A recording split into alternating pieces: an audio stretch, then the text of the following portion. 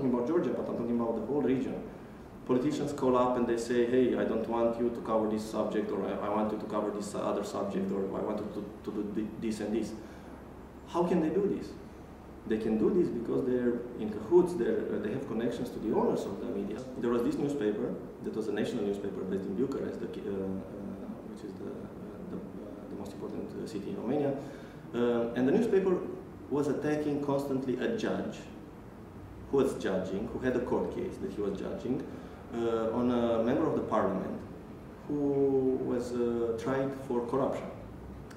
But the newspaper kept on saying, no, this is not true, he's not corrupt, you know. They published some false information on the judge, that actually the judge is corrupt, you know.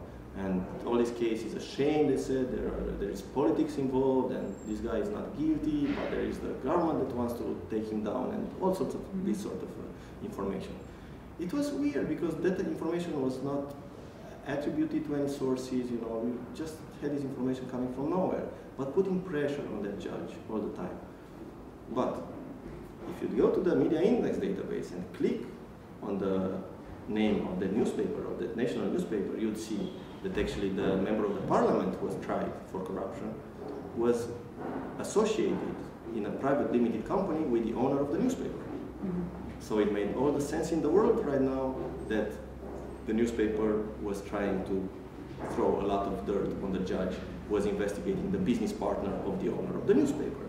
So this is why it's important always to know who owns a media outlet, because it's the only way to identify interests behind coverage.